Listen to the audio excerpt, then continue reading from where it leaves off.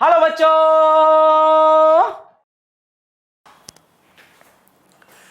My dear students, बच्चों आज हमारे पास जो टॉपिक है वो बहुत ही इंटरेस्टिंग टॉपिक है। इसका नाम है बेटा फ्रिक्शन। ये इसलिए इतना इंटरेस्टिंग टॉपिक है क्योंकि इस टॉपिक में बच्चों के जितने कॉन्सेप्ट्स होते हैं उससे ज्यादा मिसकंसेप्ट्स होते हैं। तो बहुत एंटरटेनिंग टॉपिक है हमारे लिए। प्लस फ्रिक्शन इसलिए भी इंपॉर्टेंट है बिकॉज हमारी डेली लाइफ से जुड़ा हुआ है। हमारे आसपास बहुत सारी ऐसी चीजें हो रही हैं, बहुत सारा ऐसा मोशन हो रहा है जिसके लिए फ्रिक्शन सीधा सीधा रिस्पॉन्सिबल है। ठीक है बच्चों, तो आज हम पढ़ते हैं इस चैप्टर को। आज हम पढ़ने वाले हैं फ्रिक्शन के कॉन्सेप्ट को, सारे मिसकंसेप्ट्स को हम ठीक करेंगे। और इसलिए मेरी आपसे ये एक सजेशन रहेगी कि आप जहां पर मैं कहूं वहां पर पॉज करेंगे, सोचेंगे और अपने आंसर को मेंशन करेंगे। सर मेरे हिसाब से ये होना चाहिए था, और फिर देखेंगे कि वास्तव में क्या हो रहा है। ठीक है, तभी मालूम पड़ेगा कि क्या पहले से आपके कॉन्सेप्ट्स थे या वो एक मिसकंसेप्ट्स थे। तो आइए बेटा स्टार्ट करते हैं फ्रिक्शन की इस जादुई दुनिया को। ठीक है बेटा, आइए। तो सबसे पहले बेटा बात करते हैं यहां पर हम लोग कि एक पर्सन है and he is walking in a forward direction with an acceleration a. He is walking in the forward direction with an acceleration a. अगर ये आदमी आगे की तरफ a एक्सेलरेशन से जा रहा है तो मेरा क्वेश्चन ये है कि फ्रिक्शन की डायरेक्शन क्या होगी। देखिए काफी सारे बच्चे कहते हैं, उनसे पूछा जाता है कि फ्रिक्शन क्या होता है। ठीक है, फ्रिक्शन क्या होता है, what is the definition of friction. तो बेटा पॉज करके लिख दो अपनी डेफिनेशन क्या है आपके हिसाब से। Write down what is your definition of friction. ठीक है, and then will correct it and will see कि आप सही थे, क्या उसमें कुछ कमी थी, कुछ और हमने आज सीखा कि नहीं सीखा। ठीक है ना, तो आप लोगों ने लिख दिया होगा। तो बहुत सारे बच्चे ये कहते हैं कि जो फ्रिक्शन है एक ऐसा फोर्स होता है जो मोशन को अपोज करता है। एक ऐसा फोर्स होता है जो मोशन को अपोज करता है, ऐसा बच्चे कहते हैं। ठीक है ना, तो अब हम कुछ एग्जाम्पल्स लेंगे और इस बात को समझने की कोशिश करेंगे कि ये वास्तव में एक कॉन्सेप्ट है या एक ये मिसकंसेप्ट है। ठीक है, होता क्या है कि कुछ सिचुएशंस में अगर हमारी डेफिनेशन सही लग जाती है तो हमें लगता है वो हर जगह सही है, हमें लगता है कि वो हर जगह सही है। लेकिन कभी कभी वो डेफिनेशन कुछ जगह पर गलत हो जाती है, तब जाकर हमारी आंखें खुलती हैं कि अरे ये क्या हो गया, अरे ये क्या हो गया। ठीक है, तो देखिए बच्चों, मैं यहां पे क्या कह रहा हूं आपसे, मैं आपसे कह रहा हूं एक पर्सन है आगे जा रहा है, इसके ऊपर फ्रिक्शन की डायरेक्शन क्या होगी, पॉज करना है, आंसर लिखना है। आपके हिसाब से इसके ऊपर लगने वाला फ्रिक्शन राइट में होगा कि लेफ्ट में होगा, राइट में होगा कि लेफ्ट में होगा बेटा। ठीक है, आई होप आप लोगों ने आंसर दे दिया हो, कमेंट्स में अपने आंसर लिख दिए होंगे बेटा। तो बेटा सोचो काफी सारे बच्चे यहां पर ये कह रहे होंगे कि देखो आदमी जा रहा है राइट में और फ्रिक्शन क्योंकि मोशन को अपोज करता है, फ्रिक्शन लगना चाहिए लेफ्ट में, पीछे की तरफ फ्रिक्शन लगना चाहिए, पीछे की तरफ फ्रिक्शन लगना चाहिए। बेटा ये बिल्कुल गलत है। फ्रिक्शन पीछे इस पर नहीं लगेगा, फ्रिक्शन इस पर लगेगा बेटा आगे की तरफ। ठीक है ना, बस शर्त यह है कि this person should be walking without slipping his foot. ठीक है ना, मतलब प्रॉपर चल रहा है, पैर को घिसरा कर नहीं चल रहा है जमीन पर, यानी कि पैर को पूरा घिसरा रहा है, ऐसा नहीं चल रहा है।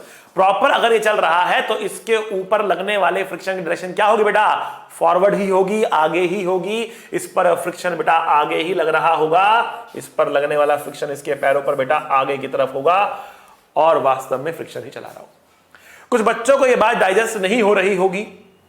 ठीक है, तो मेरा उनसे क्वेश्चन यह है कि क्या आप बिना फ्रिक्शन के चल सकते हो?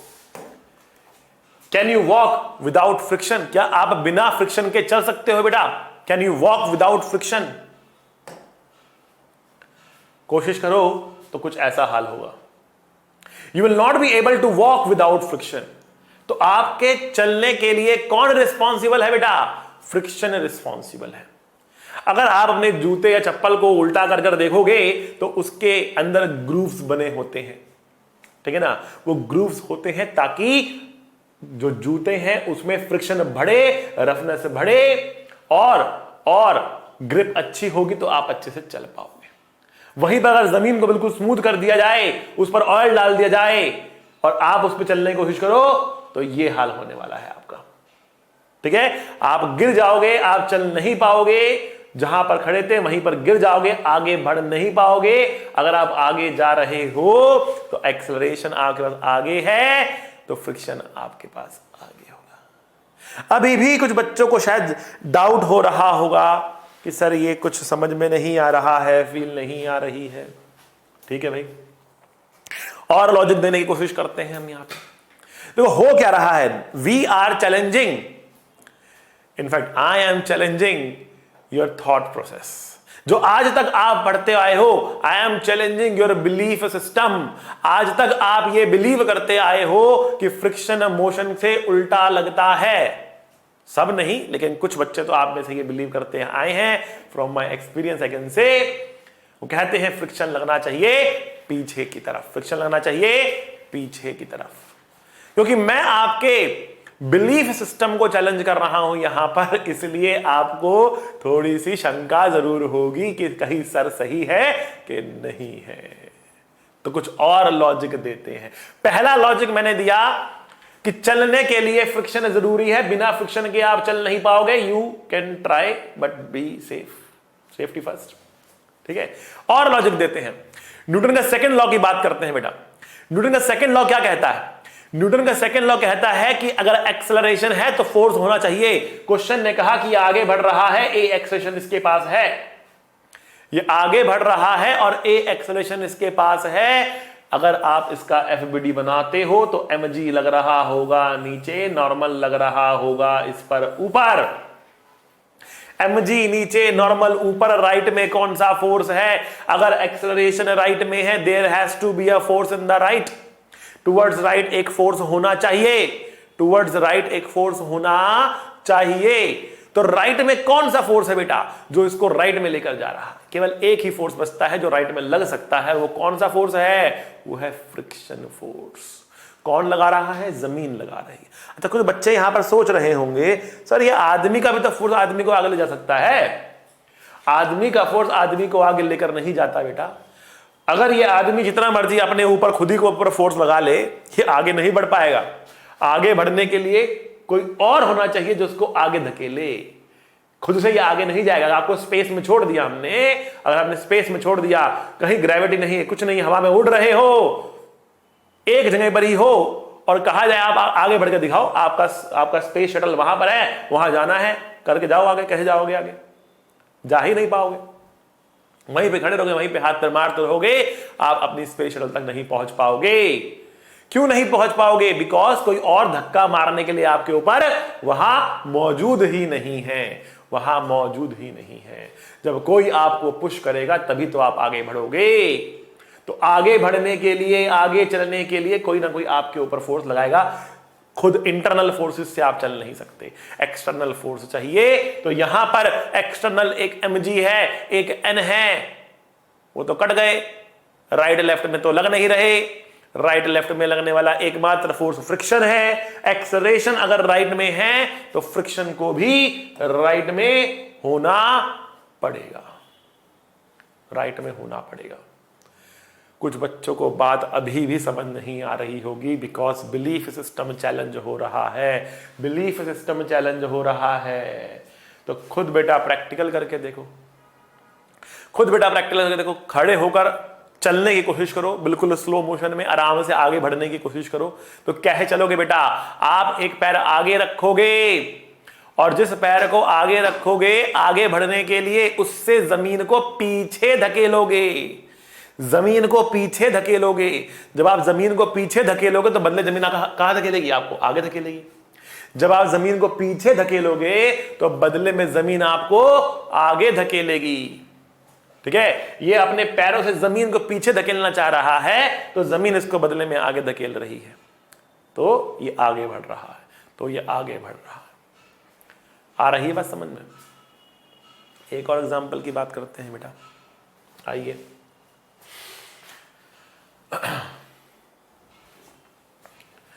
बेटा कन्वेयर बेल्ट देखी होगी आपने, जब आप मेट्रो में ट्रैवल करते हो, जब आप ट्रेन्स में ट्रैवल करते हो, जब आप एयरप्लेन्स में ट्रैवल करते हो, तो वहां पर जाने से पहले आपको अपना सामान चेक कराना पड़ता है एक कन्वेयर बेल्ट के ऊपर रखकर, ठीक है ना। कुछ इस तरीके से कन्वेयर बेल्ट रहती है, उसके ऊपर सामान रखते हो, सामान आपका आगे बढ़ता है, ठीक।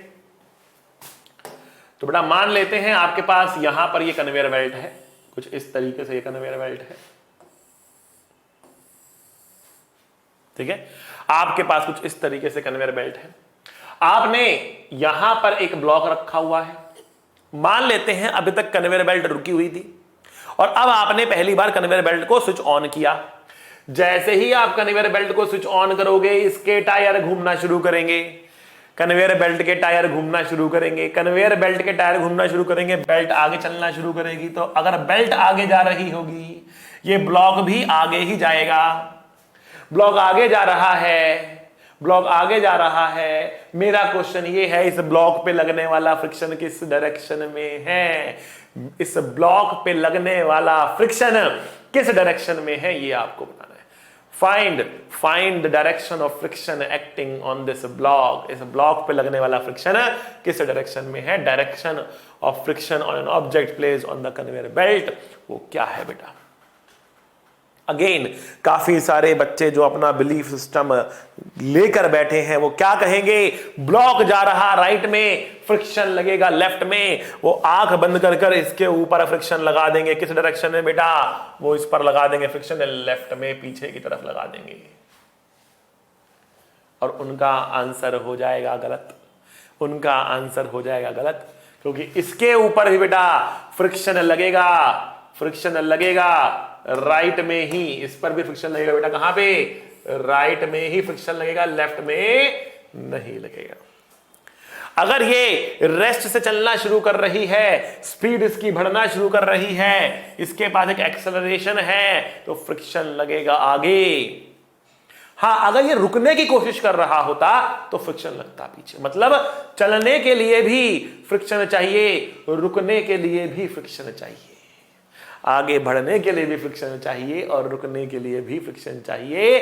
फ्रिक्शन दोनों काम कर सकता है, चला भी सकता है, रोक भी सकता है, मतलब उसको मोशन से प्रॉब्लम नहीं है, ठीक है ना। अगेन सेम लॉजिक देंगे हम यहां पर आपको कि अगर ये आगे बढ़ रहा है तो कौन इसको आगे बढ़ा रहा है? अगर ये ब्लॉक आगे जा रहा है तो कौन इसको आगे लेके जा रहा है? बच्चा बताओ, इसको आगे ले जाने वाला ये फ्रिक्शन ही तो है। अगर ये फ्रिक्शन नहीं होता तो क्या ये आगे जाता?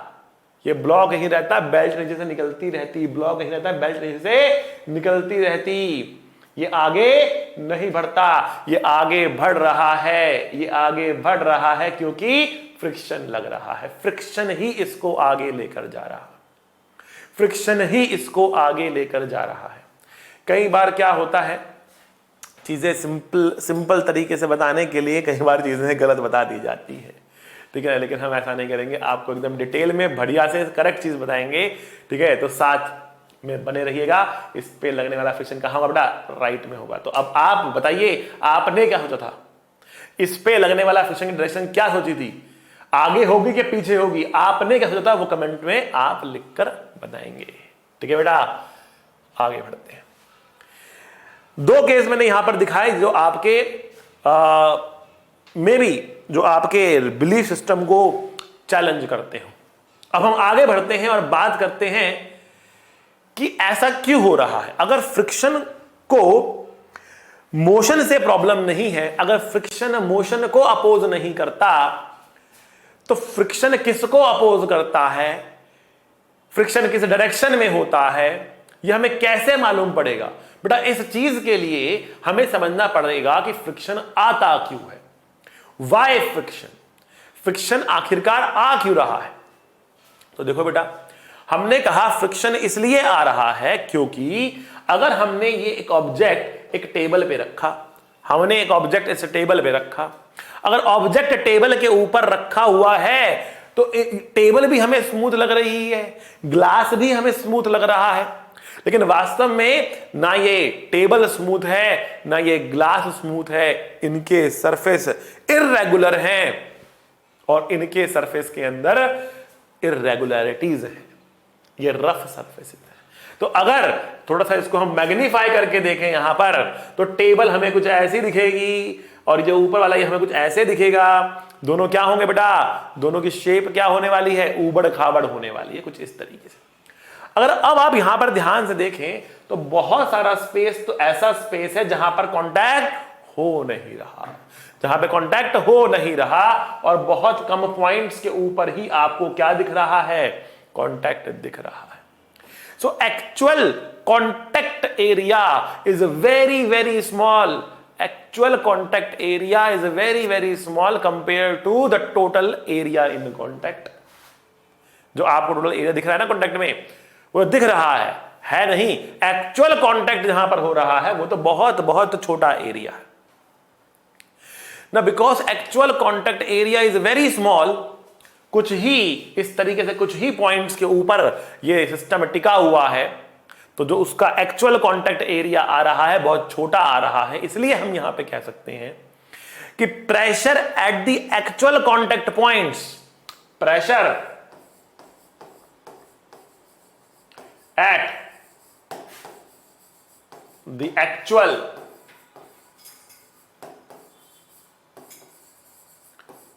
Contact points, pressure at the actual contact points is very high। Pressure at the actual contact points is very high।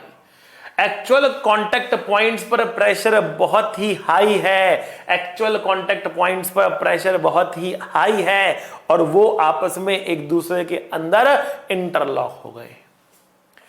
एक थ्योरी ये भी कहती है कि इनके बीच में बन जाते हैं कोल्ड वेल्ट्स। क्या बन जाते हैं बेटा, इन कांटेक्ट पॉइंट्स पर इतना हाई प्रेशर होने के कारण, बेटा प्रेशर क्या होता है, प्रेशर होता है फोर्स अपॉन में एरिया।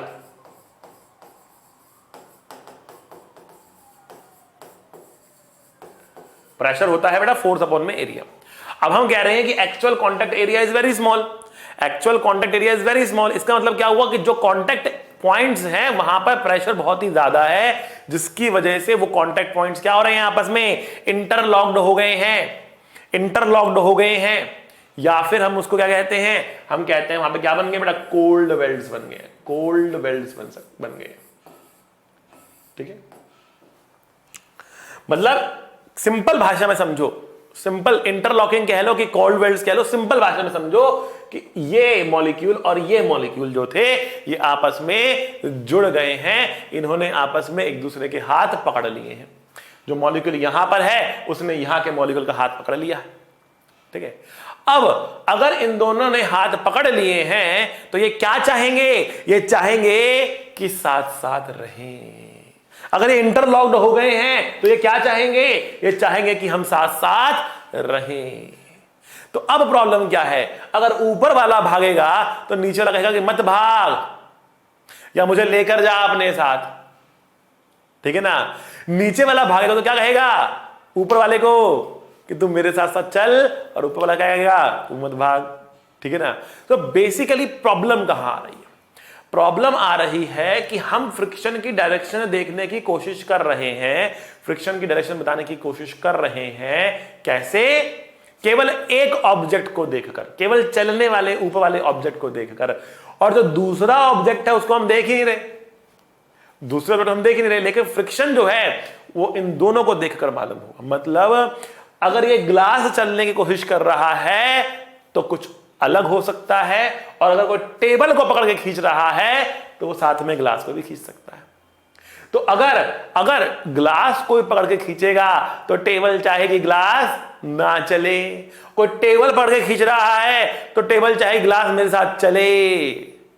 तो अगर टेबल चलेगी तो वह चाहेगी ग्लास चले, और अगर टेबल रुकी हुई है ग्लास चल रहा है तो वो क्या चाहेगा कि टेबल चले, और टेबल चाहेगा कि ग्लास रुक जाए।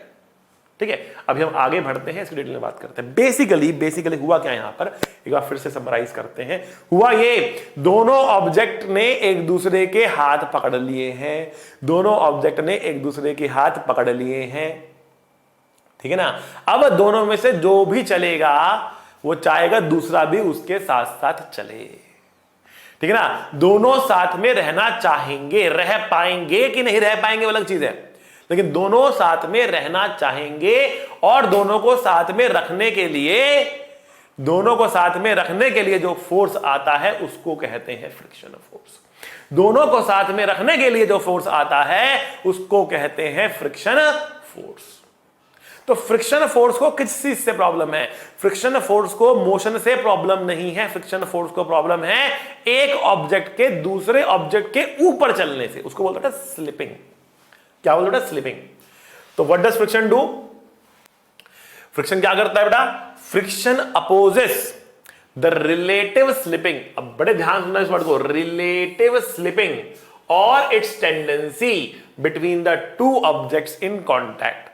जो ऑब्जेक्ट्स कांटेक्ट में होते हैं उनमें एक के ऊपर दूसरे को स्लिप करने से रोकने की कोशिश करता है, ठीक है ना। अब हमारा ध्यान केवल एक पर होता है, दूसरे पर नहीं होता, हमें दोनों पर ध्यान रख के अपना आंसर निकालना पड़ेगा। अभी हम आगे पढ़ेंगे, सारी चीजें बहुत डिटेल में पढ़ेंगे, धीरे धीरे आपको सारी बातें बढ़िया से समझ में आ जाएगी। बट फिलहाल मैंने आपसे क्या कहा? फिलहाल मैंने आपसे ये कहा कि friction opposes relative word is important, relative slipping और इट्स टेंडेंसी। कभी कभी स्लिपिंग हो रही होगी तो कभी कभी हो नहीं रही होगी, फ्रिक्शन उसको रोक पा रहा होगा। जैसे अगर एक अलमीरा को आप धक्का मार रहे हो, अलमीरा चल नहीं रही, तो फ्रिक्शन ने अलमीरा को रोक रखा है, फ्रिक्शन ने अलमीरा को रोक रखा है। तो रोक पाएगा कि रोक नहीं पाएगा वो एक अलग कहानी है, लेकिन अगर स्लिपिंग हो रही है या स्लिप होने की टेंडेंसी भी है, दोनों ही केस के अंदर फ्रिक्शन आएगा और फ्रिक्शन उस टेंडेंसी को या उस स्लिपिंग को रोकने की कोशिश करेगा, दोनों ऑब्जेक्ट को साथ साथ चलाने की कोशिश करेगा, दोनों ऑब्जेक्ट को साथ में रखने की कोशिश करेगा, एक ऑब्जेक्ट को दूसरे ऑब्जेक्ट के ऊपर स्लिप करने से रोकने की कोशिश करेगा। That is what friction do, ठीक है। मोशन के अगेंस्ट नहीं है, मोशन के अगेंस्ट नहीं है, किसके अगेंस्ट है? स्लिपिंग के, एक ऑब्जेक्ट के दूसरे ऑब्जेक्ट के ऊपर स्लिपिंग के अगेंस्ट है, ठीक है। ओके, स्लिपिंग रोकने के लिए उसे दूसरे ऑब्जेक्ट को चलाना पड़े तो चलाएगा, रोकना पड़े तो रोकेगा, ठीक है ना। जैसे कि फॉर एग्जांपल इस वाले केस में मैंने कहा अगर मैं इस टेबल को खींचना शुरू कर दूं तो फ्रिक्शन इस ग्लास को भी चलाना शुरू कर देगा। अगर मैं इस टेबल को खींचना शुरू कर दूं तो जो फ्रिक्शन है वो इस ग्लास को भी आगे चलाना शुरू कर देगा, टेबल के साथ साथ ग्लास भी खिंचा हुआ आगे आएगा। तो यहां पर फ्रिक्शन दोनों को साथ में रखने के लिए ग्लास को आगे चलाने की कोशिश कर रहा होगा। आएगा समझ में, ठीक है ना। तो फ्रिक्शन की कोशिश क्या है? फ्रिक्शन की कोशिश है कि दोनों साथ साथ चले, कि दोनों साथ साथ चले। आइए भाई, और अब बात करते हैं, हमें समझ में आया कि फ्रिक्शन क्या करता है। अब हम बात करते हैं कि फ्रिक्शन कितने टाइप का होता है, फ्रिक्शन क्या होता है, क्यों आ रहा है, समझ में आया, क्या करने की कोशिश कर रहा समझ में आया। तो बात करते हैं फ्रिक्शन कितने टाइप का होता है, ठीक है ना। तो देखो बेटा, फ्रिक्शन जो है एक तो होता है स्टैटिक फ्रिक्शन,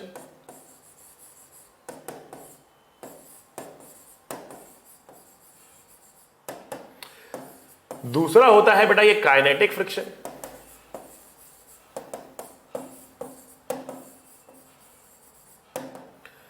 और तीसरा कौन सा टाइप होता है बेटा इसका? What is the third type of friction?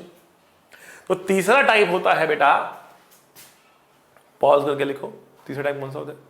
What is third type of friction? तो बेटा तीसरा टाइप होता है रोलिंग फ्रिक्शन।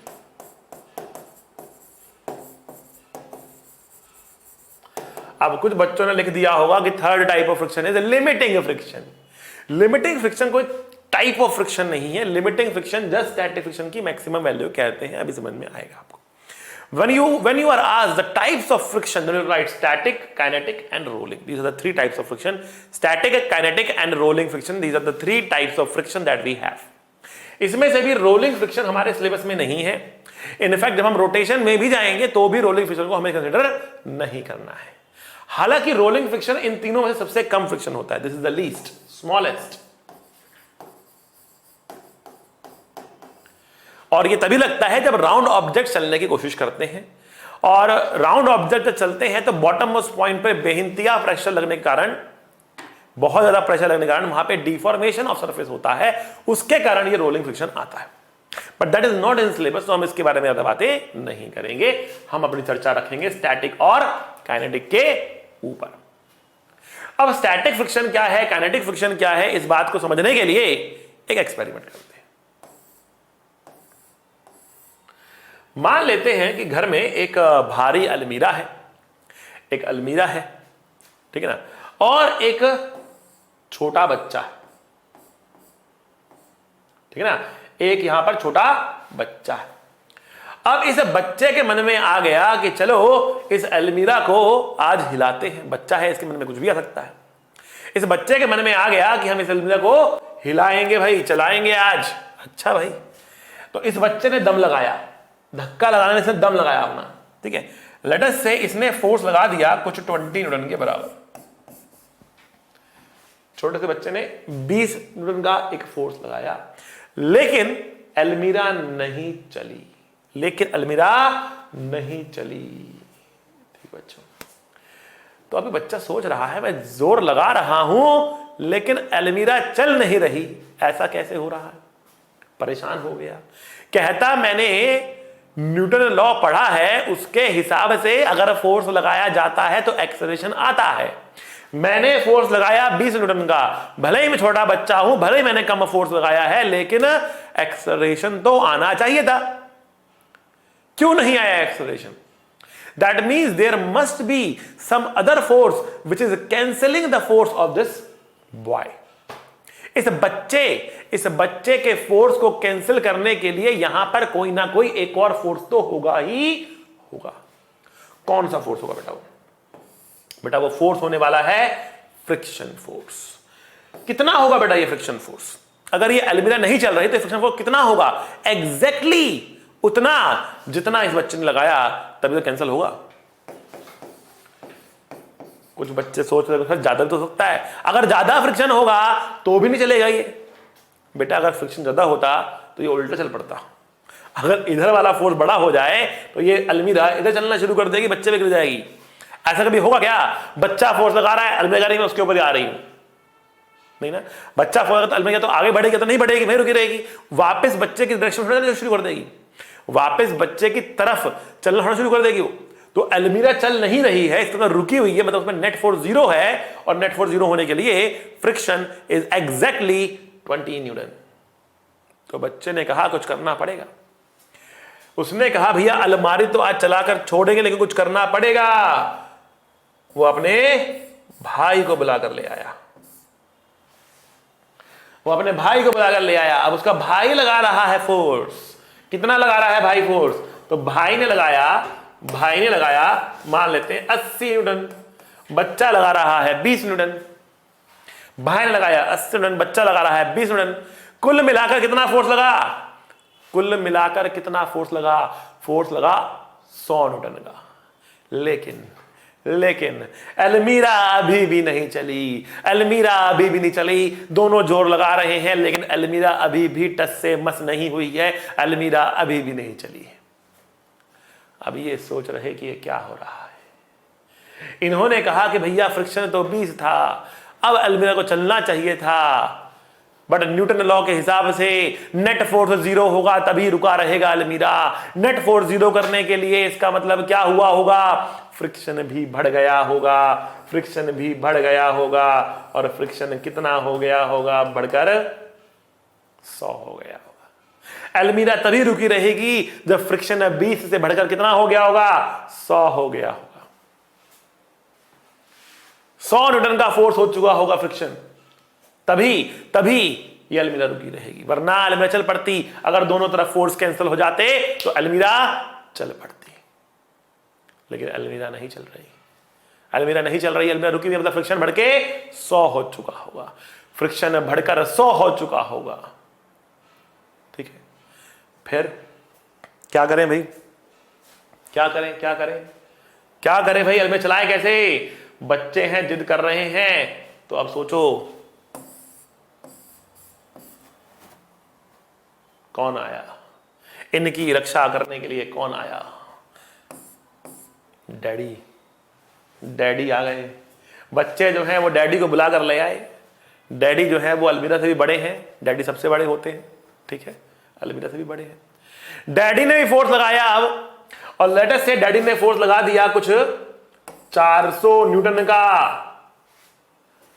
और अब अलमीरा चल पड़ी। डैडी की इज्जत रखनी पड़ेगी भाई, अब अलमीरा चल पड़ी।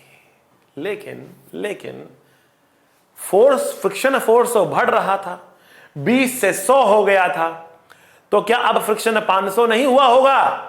अगर अलमीरा चल रही है इसका मतलब फ्रिक्शन 500 नहीं हुआ होगा। हम बस इतना बोल सकते हैं कि जो फ्रिक्शन होगा वो लेस देन 500 होगा। कितना होगा वो अलग बात है, लेकिन लेस देन 500 होगा, तभी ये अलमीरा आगे बढ़ी है, तभी ये अलमीरा आगे बढ़ी है। इसका मतलब क्या हुआ? इसका मतलब ये हो कि फ्रिक्शन अपनी वैल्यू को एडजस्ट कर रहा है जरूरत के हिसाब से। इसको रोके रखने के लिए ये अपनी वैल्यू को एडजस्ट कर रहा है, लेकिन एडजस्ट करने की एक लिमिट है। उस लिमिट के बाद ये चल पड़ता है, उस लिमिट के बाद ये चल पड़ता है।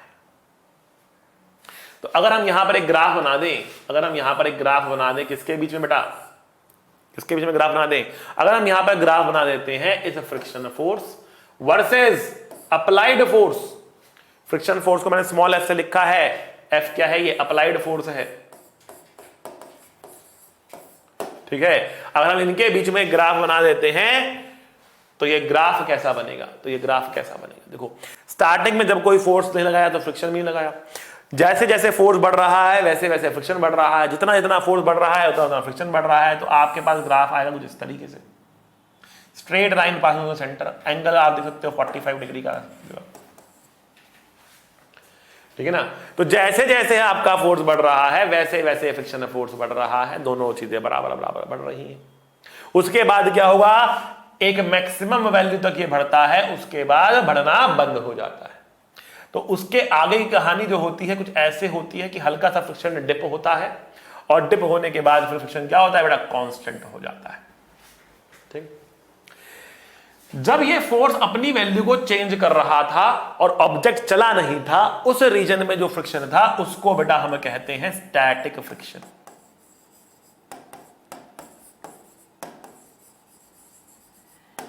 क्या कहते हैं बेटा? Static friction. स्टैटिक फ्रिक्शन का जो ये पीक आता है, जो पीक आता है, इसको बोलते हैं बेटा लिमिटिंग फ्रिक्शन।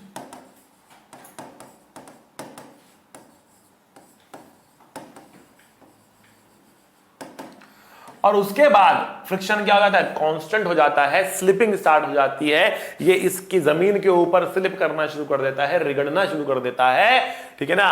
इसको बोलते हैं काइनेटिक फ्रिक्शन।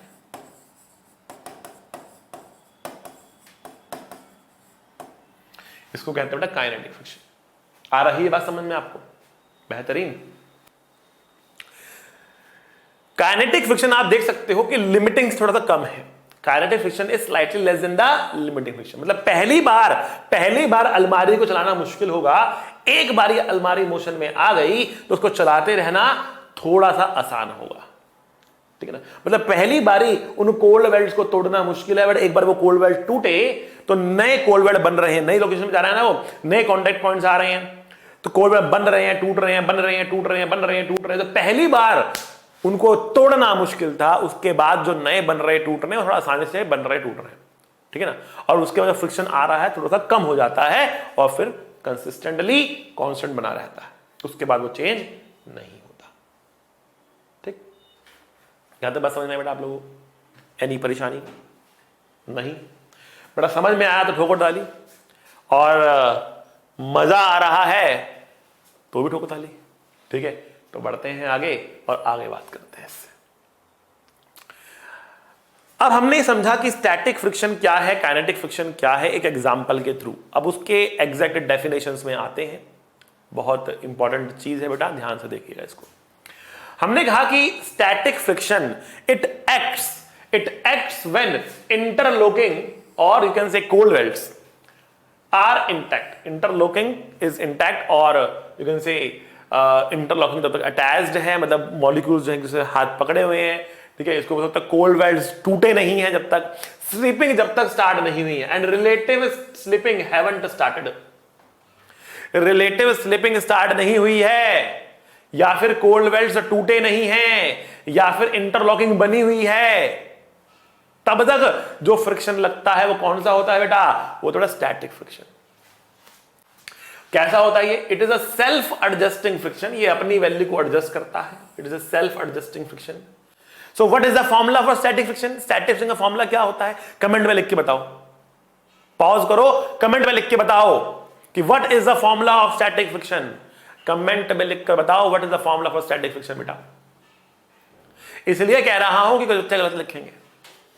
मिसकंसेप्शंस, जो मिसकंसेप्शंस हैं, यही सोर्स है बेटा आपकी मिस्टेक्स का in the questions in the exam.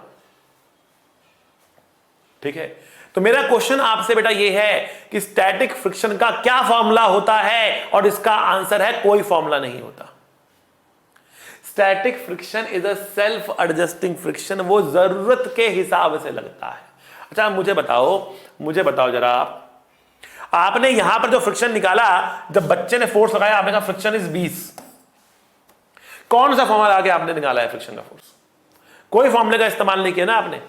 You didn't use any formula to calculate the friction. आपने देखा जरूरत कितनी थी इस अलमारी को रोकने के लिए, जरूरत कितनी थी, तो आपने कहा कि 20 न्यूटन की जरूरत थी तो 20, जब 100 की जरूरत थी तो 100। तो स्टैटिक फ्रिक्शन जो है ये एक सेल्फ एडजस्टिंग फ्रिक्शन है, ये एक सेल्फ एडजस्टिंग फ्रिक्शन है, और ध्यान सुनो, और इसके लिए कोई फॉर्मूला हमारे पास नहीं है, जरूरत के हिसाब से लगता है, which can adjust its value according to the need from zero से लेकर maximum possible value which is called limiting friction. ठीक है, ये अपनी वैल्यू को एडजस्ट करता है, बढ़ाता घटाता रहता है जरूरत के हिसाब से। ठीक, लिमिटिंग फ्रिक्शन जो है it is the maximum value of static friction. Limiting friction क्या हुआ फिर? लिमिटिंग फ्रिक्शन स्टैटिक फ्रिक्शन ही है, जस्ट उसकी मैक्सिमम, उस पीक को हम क्या कह रहे हैं? लिमिटिंग फ्रिक्शन कह रहे हैं। It acts when the objects in contact are at the verge of slipping. Verge मतलब किनारे पर हैं स्लिप करने के, कि थोड़ा भी और बाहर से फोर्स बढ़ा दिया तो स्लिप करना शुरू कर देंगे, थोड़ा भी फोर्स बढ़ाया तो स्लिप करना शुरू कर देंगे। They are at the verge of slipping, they are at the verge of slipping, slip करने के एकदम किनारे पर हैं, हल्का भी फोर्स बढ़ाया तो वो स्लिप करना शुरू कर देंगे। आ रही बात समझ में? They are at the verge of slipping, verge मतलब किनारा। It is directly proportional to the normal reaction. जो लिमिटिंग फ्रिक्शन होता है वो नॉर्मल रिएक्शन के डायरेक्टली प्रोपोर्शनल होता है। Limiting friction is directly proportional to the normal reaction.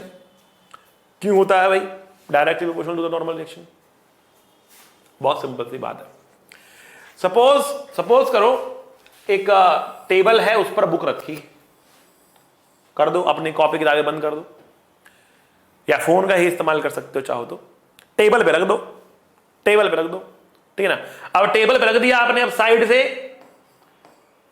से एक फिंगर से इसको चलाना की कोशिश करो, इस बुक को चलाने की कोशिश करो। देखो बुक चल रही है नहीं चल रही है, आप फोर्स लगा रहे हो साइड से, बुक चल रही है कि नहीं चल रही है, तो आप फोर्स लगाओगे साइड से, बुक चल रही होगी। बहुत बड़ा फोर्स आपको नहीं लगाना पड़ रहा बुक को चलाने के लिए, छोटे से फोर्स से बुक चलना शुरू कर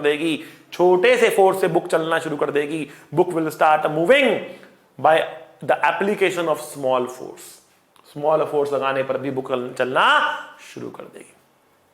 ठीक, इससे क्या मतलब समझ में आ रहा है कि जो फ्रिक्शन है वो काफी कम लग रहा है, अब एक काम करो, अब एक फिंगर से तो आप ये चला रहे हो, अब दूसरा हाथ लेकर बुक के ऊपर रख दो और बुक को दबाना शुरू कर दो, ठीक है ना। अगर आप बुक को ऐसे दबाओगे तो नॉर्मल रिएक्शन क्या होगा? इंक्रीज कर जाएगा। बुक को ऐसे दबाने पर नॉर्मल फोर्स क्या होगा बेटा, इंक्रीज कर जाएगा, इनके बीच में जो इंटरलॉकिंग थी और स्ट्रांग हो जाएगी, इनके बीच में जो कोल्ड वेल्ड से और पक्के हो जाएंगे। साइड से अब जब आप चलाने की कोशिश करोगे तो बुक को चलना मुश्किल हो जाएगा, ऊपर से दबाने पर साइड से चलाना मुश्किल हो जाएगा। अगर आपने इस बुक को ऊपर से दबा दिया, नॉर्मल बढ़ गया, साइड से चलाना क्या होगा बेटा, मुश्किल हो जाएगा। क्यों मुश्किल हो गया, क्योंकि नॉर्मल बढ़ते ही लिमिटिंग फ्रिक्शन बढ़ गया, नॉर्मल बढ़ते ही लिमिटिंग फ्रिक्शन बढ़ गया। तो limiting friction is directly proportional to the normalization. एक और एग्जांपल लेते हैं समझाने के लिए, आपको एक और एग्जांपल लेते हैं बेटा।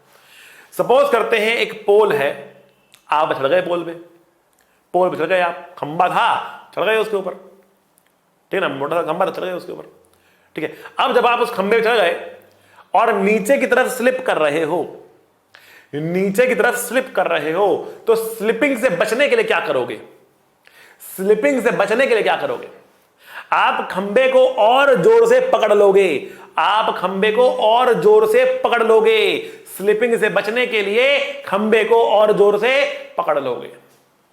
जब आप खंबे को और जोर से पकड़ रहे हो, टाइटली पकड़ रहे हो, तो क्या बढ़ रहा है, क्या बढ़ रहा है, फोर्स लगाने पे क्या बढ़ रहा है, नॉर्मल बढ़ रहा है। जो नॉर्मल जो पोल आपके ऊपर बाहर की तरफ ऐसे नॉर्मल लगा रहा होगा ना, वो नॉर्मल इंक्रीज, जब आपने कसके पकड़ा नॉर्मल बढ़ गया उसका, और नॉर्मल बढ़ने से क्या बढ़ गया, ऊपर की तरफ लगने वाला फ्रिक्शन बढ़ गया, ऊपर की तरफ लगने वाला फ्रिक्शन बढ़ गया, जो आपको रोक लेगा। तो फ्रिक्शन बढ़ाने के लिए क्या कर रहे हो, फ्रिक्शन बढ़ाने के लिए क्या कर रहे हो, नॉर्मल को इंक्रीज कर रहे हो, ठीक है ना। तो हम यहां पे क्या कह रहे हैं, हम कह रहे हैं कि friction is directly proportional to normal reaction. तो फ्रिक्शन फोर्स क्या है, फ्रिक्शन फोर्स क्या है, ये है बेटा mu s into normal, mu s into normal. यहां पर म्यू एस होता है बेटा coefficient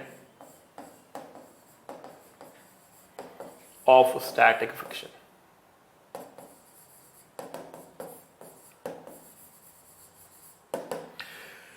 coefficient of static friction को बोलते हैं बेटा म्यू एस, ठीक है, इसको बोलते हैं बेटा म्यू एस। आ रही बात समझ में बेटा, इसको बोलते हैं mu S, clear. So mu s is the coefficient of static friction, mu s is the coefficient of static friction. ये बताता है कि जो सरफेस है वो कितना रफ है, it tells about the roughness of the surface, बताता है सरफेस कितना रफ है, कितना उबड़ खाबड़ है, कितना खुरदुरा है, ठीक है ना। It tells about the roughness.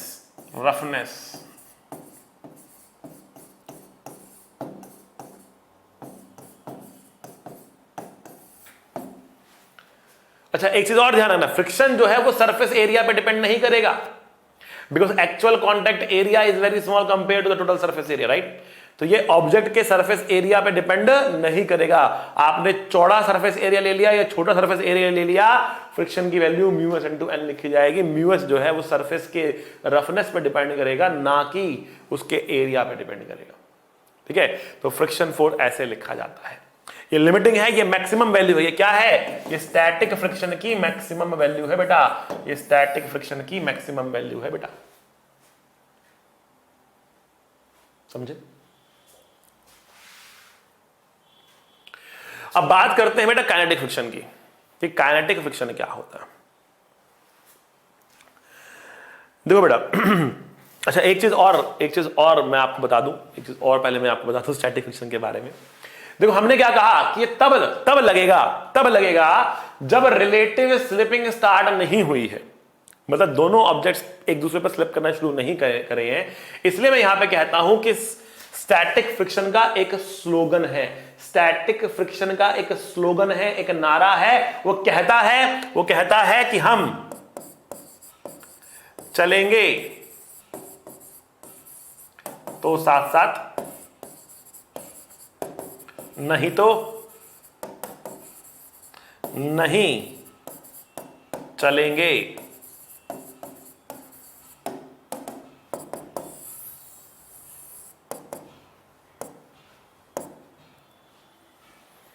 ये कहता है कि हम चलेंगे तो साथ साथ, नहीं तो नहीं चलेंगे। हम चलेंगे तो साथ साथ, नहीं तो नहीं चलेंगे।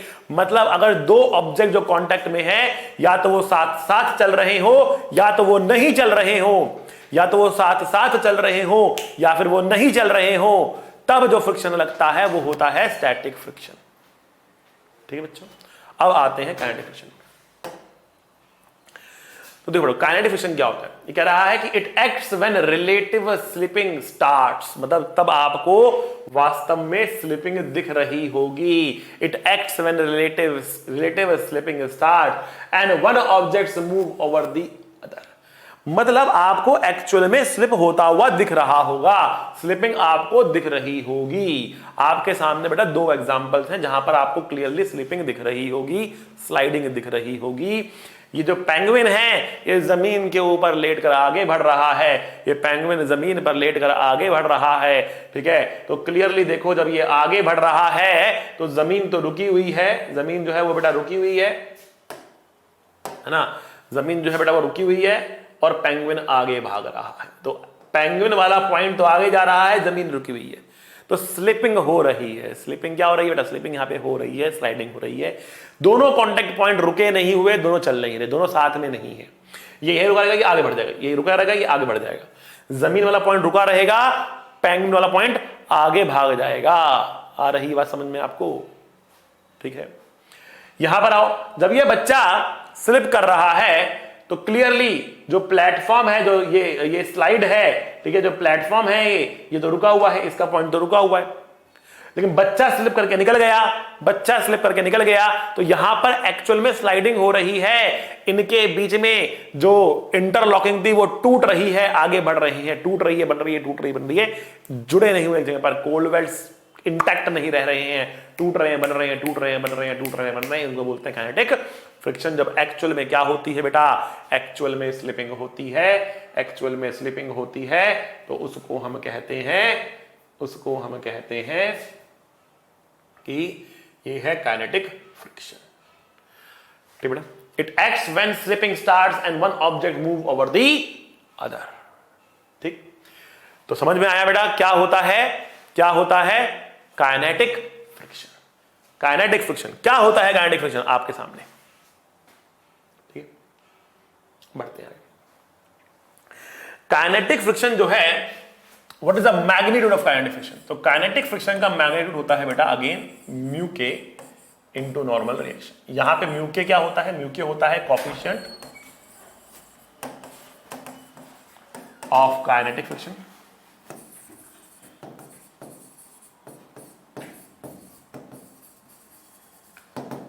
Coefficient of kinetic friction. ठीक है, और जो लिमिटिंग फ्रिक्शन था वो क्या था बेटा, mu s into normal reaction. मतलब ये क्या था, कोएफिशिएंट ऑफ स्टैटिक फ्रिक्शन।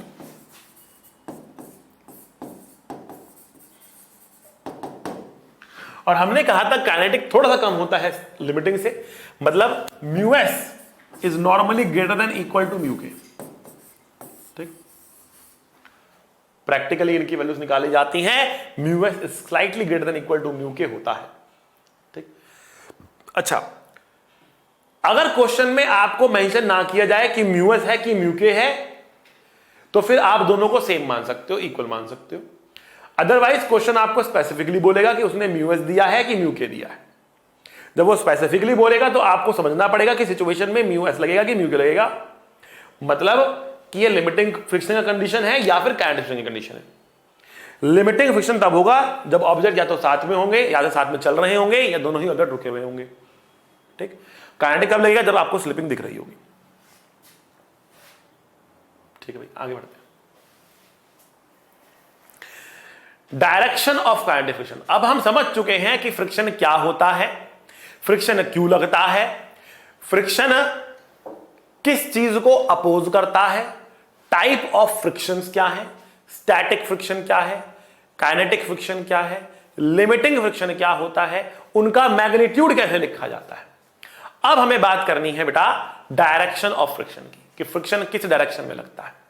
ठीक है, तो अब सबसे पहले हम बात करते हैं बेटा यहां पर डायरेक्शन ऑफ काइनेटिक फ्रिक्शन की, बिकॉज उसको देखना आसान है। उसमें आपको स्लिपिंग दिख रही होती है और काइनेटिक फ्रिक्शन उस स्लिपिंग को रोकने के लिए ही आता है।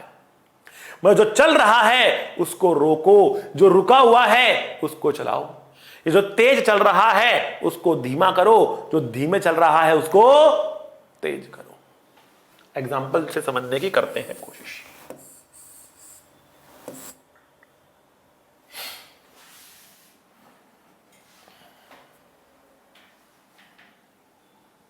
ठीक है, अब क्वेश्चन ये है कि बेटा ये चल रहा है भी रफ्तार से, ये तो जमीन है रुकी हुई है, ग्राउंड है, ये तो रुका हुआ है भैया, क्या करना है? सबसे पहला काम आपको क्या करना है यहां पर कि आप इसके ऊपर एक पॉइंट लेंगे, एक पॉइंट इसके ऊपर लेंगे, दोनों पर एक एक पॉइंट ड्रॉ कर ले, एक ब्लॉक के ऊपर और एक ग्राउंड के ऊपर। जो दो ऑब्जेक्ट्स कांटेक्ट में है ना उनके ऊपर पॉइंट्स ड्रॉ कर ले। अब देखें कि कौन धीरे है कौन तेज है। तो ग्राउंड वाला पॉइंट तो रुका हुआ है और ब्लॉक वाला पॉइंट आगे बढ़ रहा है। ग्राउंड रुका हुआ है, ब्लॉक आगे जा रहा है। तो ग्राउंड वाला पॉइंट क्या चाहेगा कि ब्लॉक भी रुक जाए। उसको रोकने के लिए वो फ्रिक्शन कहां लगाएगा बेटा? पीछे लगाएगा। ब्लॉक क्या चाहेगा कि ग्राउंड चल पड़े, इसके साथ साथ आगे जाए, तो इस पर फ्रिक्शन आगे लगाएगा। जो रुका हुआ है उसको चलाओ, जो चल रहा है उसे रोको। जो रुका हुआ है उसे चलाओ, जो चल रहा है उसे रोको। आ रही बात समझ में? बढ़ते हैं आगे बेटा, आगे बढ़ते हैं, देखते हैं अगला पॉइंट क्या है। अगर एक ब्लॉक पे दूसरा ब्लॉक रखा हुआ है, एक ब्लॉक पे दूसरा ब्लॉक रखा हुआ है, ये जा रहा है कितने से? ये जा रहा है बेटा 20 मीटर पर सेकंड से, और ये जा रहा है बेटा 10 मीटर पर सेकंड से। और इनके बीच में फ्रिक्शन की जो डायरेक्शन है वो आपको बतानी है। अब देखो दोनों ही आगे जा रहे हैं, दोनों ही आगे जा रहे हैं, लेकिन फिर भी एक पर आगे लगेगा फ्रिक्शन, एक पर पीछे लगेगा फ्रिक्शन। एक पर आगे लगेगा, एक पर पीछे लगेगा। कैसे मालूम पड़ेगा? जो तेज चल रहा उसे धीरे करो, जो धीरे चल रहा उसे तेज करो। बहुत सिंपल, बहुत सिंपल। तो 20 वाला तेज चल रहा है, इसको धीरे करने के लिए फ्रिक्शन पीछे आएगा। 10 वाला तेज चल रहा है, इसको चलाने के लिए फ्रिक्शन आगे, उसको तेज करने का फ्रिक्शन आगे आएगा। फ्रिक्शन चाहेगा कि इसकी रफ्तार 20 हो जाए, इसकी 10 हो जाए, या बीच में कहीं पर आ जाएंगे, पता लगता रहेगा। मतलब फ्रिक्शन घुमा फिरा चाहेगा कि इसकी रफ्तार बढ़ जाए, इसकी कम हो जाए, दोनों के साथ साथ हो, दोनों की बराबर हो। That is what the friction wants. वहीं पर एग्जांपल और लेते हैं। मान लिया क्वेश्चन ये है कि इस बारी नीचे वाले की रफ्तार है 10 और ऊपर वाले की रफ्तार है 20। ऊपर वाला तेज चल रहा है, तो फ्रिक्शन क्या चाहेगा? वही चाहेगा जो अब तक चाहता आ रहा है कि जो तेज चल रहा है उसे धीरे करो, जो तेज चल रहा है उसे धीरे करो, फ्रिक्शन लगा दो पीछे। जो धीरे चल रहा है उसे तेज करो, फ्रिक्शन लगा दो आगे। इक्वल इक्वल लगेगा फोर्स, इक्वल एंड अपवर्ड लगेगा। फ्रिक्शन काइनेटिक होगा, म्यू एस इनटू नॉर्मल लगेगा। आगे हम बात करेंगे, न्यूमेरिकल्स में आएंगे तो और उसके डिटेल में बात करेंगे।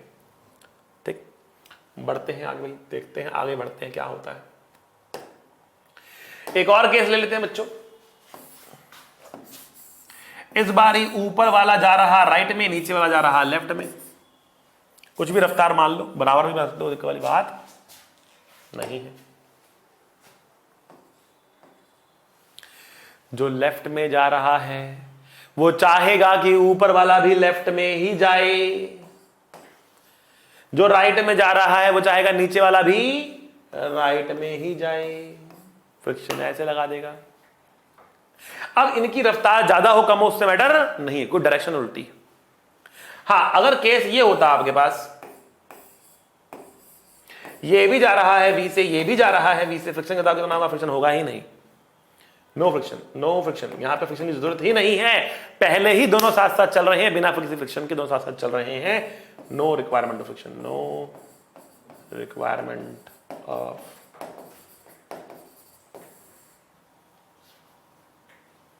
ठीक है, फ्रिक्शन की जरूरत यहां पर नहीं पड़ेगी। हाँ, कोई और फोर्स लग रहा होता तो फिर फ्रिक्शन आता, उसके बाद मैं अभी आगे करूंगा। ठीक, उसके बाद मैं अभी आगे करूंगा। यहां पर मैंने कोई और फोर्स लगता हुआ नहीं दिखाया, जमीन पर भी फ्रिक्शन नहीं दिखाया, कहीं पर कोई और फोर्स नहीं है, बस दोनों चल रहे हैं वी से, तो हमेशा चलते रहेंगे वी से, तो कोई फ्रिक्शन के बीच में नहीं आएगा। ठीक, तो बता ये था डायरेक्शन ऑफ काइनेटिक फ्रिक्शन, जो आसान थी देखनी, जिसमें गड़बड़ होने के चांसेस बहुत कम है। जिसमें आपकी इंट्यूशन काम करती है, जिसमें आपका पुराना बिलीफ सिस्टम काम करता है। थोड़ा सा यहां पे आके फील होता है, बट फिर भी कोई नहीं, अब आप समझ गए।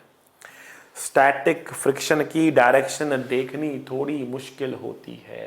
स्टैटिक फ्रिक्शन की डायरेक्शन देखनी थोड़ी बेटा मुश्किल होती है। क्यों मुश्किल होती है? क्योंकि यहां पर आपको स्लिपिंग दिखती नहीं, यहां पर आपको स्लिपिंग दिखती नहीं। तो स्लिपिंग देखने के लिए क्या करना पड़ेगा? स्लिपिंग देखने के लिए क्या करना पड़ेगा? स्लिपिंग देखने के लिए आपको कुछ स्टेप को फॉलो करना पड़ेगा। और सबसे पहला और सबसे इंपॉर्टेंट जो स्टेप है वो यही है कि अज्यूम दैट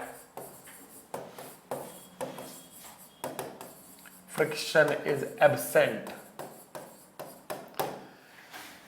स्लिपिंग क्यों नहीं हो रही? क्योंकि फ्रिक्शन स्लिपिंग को रोक रहा है और फ्रिक्शन सक्षम है यहां पर स्लिपिंग को रोकने के लिए, इसलिए स्लिपिंग नहीं हो रही, इसलिए स्लिपिंग नहीं हो रही। तो स्लिपिंग देखनी है अगर आपको, तो सबसे पहले मान लो कि फ्रिक्शन नहीं है। अगर फ्रिक्शन नहीं है तो स्लिपिंग तुरंत दिख जाएगी, अगर फ्रिक्शन नहीं है तो स्लिपिंग तुरंत दिख जाएगी, और जैसे ही स्लिपिंग दिखी तो स्लिपिंग को रोकने के लिए फ्रिक्शन लगा देना। ठीक है ना? तो पहले स्लिपिंग देखनी पड़ेगी ना, तो स्लिपिंग देखने के लिए पहले मानो कि फ्रिक्शन नहीं है, then apply friction to stop slipping. Apply friction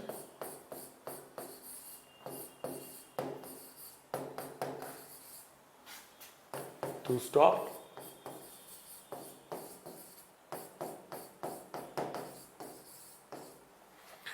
फिर फ्रिक्शन को अप्लाई कर दो, स्लिपिंग को रोकने के लिए फ्रिक्शन को अप्लाई कर दो। Apply friction to stop slipping. बेहतरीन, बट नॉट। आइए चलो एग्जाम्पल समझने की कोशिश करते हैं। सबसे पहले अलमीरा वाला एग्जाम्पल लेते हैं जो बिल्कुल सिंपल था, आपने बिना कुछ जाने भी उसका आंसर बता दिया था अपने प्रीवियस नॉलेज इंट्यूशन के आधार पर। जब ये बच्चा फोर्स लगा रहा है आगे की तरफ, अलमीरा नहीं चल रही, तो अलमीरा और ग्राउंड के बीच में लगने वाला फोर्स कौन सा है? अलमीरा और ग्राउंड के बीच में लगने वाला फोर्स कौन सा है? बेटा ये फोर्स कौन सा है? ये है स्टैटिक फ्रिक्शन, क्योंकि दोनों क्या है? रुके हुए। क्या कहता है स्टैटिक फ्रिक्शन? कि हम चलेंगे तो साथ साथ, नहीं तो नहीं चलेंगे। हम चलेंगे तो साथ साथ, नहीं तो नहीं चलेंगे। अलमीरा नहीं चल रही, अलमीरा नहीं चल रही।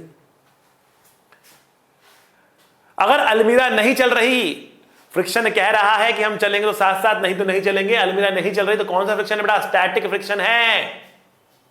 किस डायरेक्शन में? तो पहले मान लो इनके बीच में फ्रिक्शन नहीं है। अगर इनके बीच में फ्रिक्शन नहीं होता तो फोर्स लगाने पे अलमीरा आगे बढ़ती, मतलब ये वाला पॉइंट तो आगे जा रहा होता, लेकिन ग्राउंड तो तब भी नहीं चलता ना। ग्राउंड रुका हुआ होता, अलमीरा चल रही होती। ग्राउंड क्या चाहता? कि अलमीरा ना चले, अलमीरा रुक जाए। अलमीरा को रोकने के लिए वो फ्रिक्शन पीछे लगा देता, जमीन फ्रिक्शन आगे लगता। Force always occur in pair, तो जमीन पर आगे, अलमीरा पे पीछे। कौन सा फ्रिक्शन है? Static friction. अगला एग्जांपल देखते हैं बेटा, बेहतरीन एग्जांपल अगला देखते हैं। आइए नेक्स्ट एग्जांपल की बात करते हैं।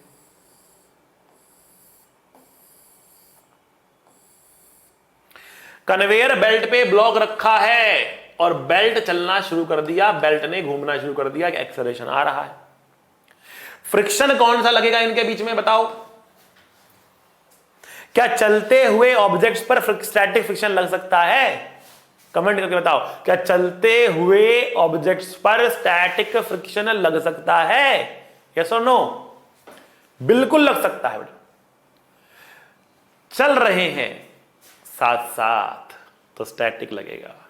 अब यहां पर देखो बेटा, यहां पे हो क्या रहा है? ये दोनों पॉइंट्स हैं, एक बेल्ट का पॉइंट है और एक ब्लॉक का पॉइंट है। दोनों साथ साथ जा रहे हैं, स्लिपिंग नहीं हो रही, दोनों साथ साथ जा रहे हैं। कौन सा फ्रिक्शन होगा बेटा? Static friction. कौन सा फ्रिक्शन होगा बेटा? स्टैटिक फ्रिक्शन होगा। हम चलेंगे तो साथ साथ, चलेंगे तो साथ साथ, अगर साथ साथ चल रहे हो तो चलते हुए भी स्टैटिक फ्रिक्शन लग सकता है। डायरेक्शन क्या होगी? तो पहला स्टेप, पहले मान लो कि फ्रिक्शन नहीं है, पहले मान लो कि फ्रिक्शन नहीं है। अगर फ्रिक्शन नहीं होता तो ये ब्लॉक वहीं बैठा रहता, नीचे से जमीन निकल जाती, नीचे से ये बेल्ट निकल जाती, ब्लॉक बैठा रहता, बेल्ट निकल रही होती, मतलब ये वाला पॉइंट तो आगे बढ़ रहा होता, ये वाला पॉइंट रुका हुआ होता। तो जो पॉइंट चल रहा है वो क्या चाहेगा, दूसरे वाला भी उसके साथ साथ चले, उस पर फ्रिक्शन आगे लगाएगा। जो रुका हुआ रहता, बिना फ्रिक्शन के जो रुका हुआ रहता, वो चाहता कि बेल्ट ना चले, ठीक है, और बेल्ट रुके तो उस पर फ्रिक्शन पीछे आता। आ रही बात समझ? तो क्लियरली यहां पर बैग पर फ्रिक्शन आगे लगेगा। मैं फिर से बताता हूं, सबसे इंपॉर्टेंट केस यही है जहां पे आप लोग गलती करते हो, जो आपके मिसकंसेप्शंस का स्रोत है, सोर्स है, वो यही पॉइंट है। क्या पॉइंट है बेटा? पॉइंट है कि ये बैग जो है और बेल्ट जो है दोनों साथ साथ चल रहे हैं। तो पहला पॉइंट कौन सा फ्रिक्शन? Static friction. दूसरी बात डायरेक्शन के लिए पहले मैंने मान लिया कि इनके पीछे फ्रिक्शन नहीं है। अगर फ्रिक्शन नहीं है तो बेल्ट तो आगे बढ़ेगी, ब्लॉक रुका रहेगा, बेल्ट आगे बढ़ेगी, ब्लॉक रुका रहेगा। ब्लॉक रुका हुआ है, बेल्ट आगे जा रही है, तो बेल्ट ब्लॉक को अपने साथ साथ आगे खींचेगी, बेल्ट ब्लॉक को अपने साथ साथ आगे खींचेगी, इस पर आगे की तरफ फ्रिक्शन लगाएगी, इस पर फ्रिक्शन लगेगा आगे, बेल्ट लगेगा पीछे, ब्लॉक लगेगा आगे, बेल्ट पे लगेगा पीछे, ब्लॉक पे आगे, बेल्ट पे पीछे। आई बात समझ में बेटा? आइए अगला केस देखते हैं।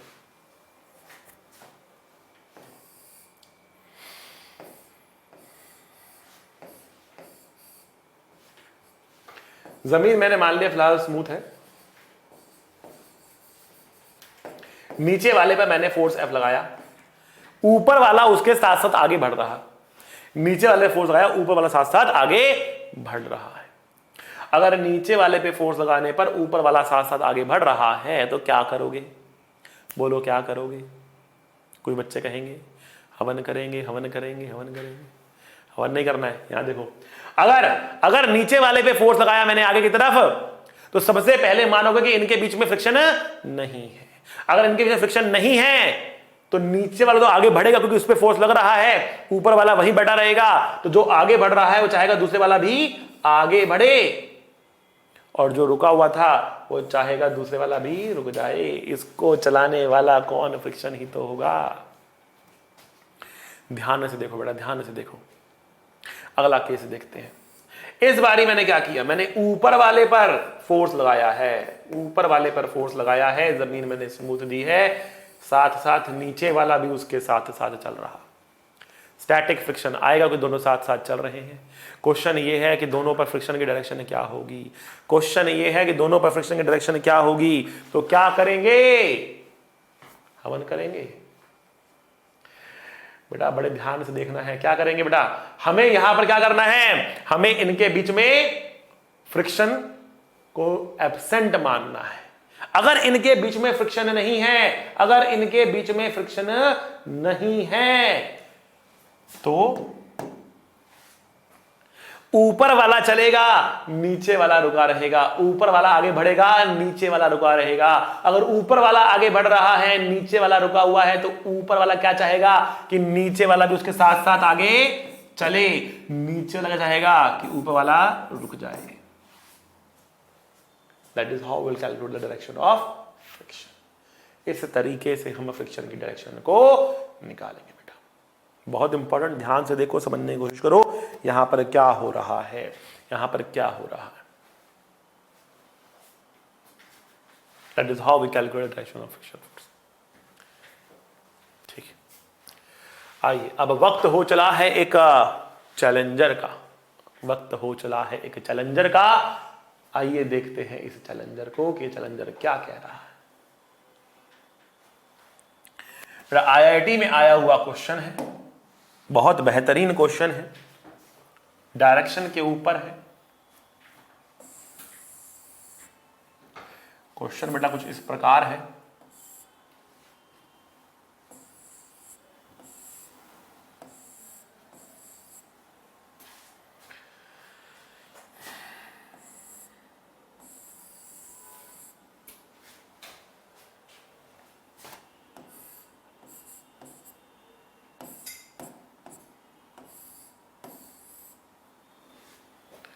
सो एक साइकिल है, ठीक है, थोड़ा सा उसको और रिजिड सपोर्ट दे देते हैं इस तरीके से। बट एक साइकिल है, अभी रुकी हुई है, पहली बार पेडल किया जाता है, पहली बार, फर्स्ट टाइम, पहली बार जब इसको पेडल किया जाता है, इस तरीके से इसके ऊपर पेडल किया जाता है, पहली बार चक्का घुमाया जाता है इसका, तो पीछे भी एक टायर है, आगे भी एक टायर है। इन दोनों टायर्स पे लगने वाले फ्रिक्शन की डायरेक्शन क्या होगी जब पहली बार पेडल किया गया, आफ्टर फर्स्ट पेडल?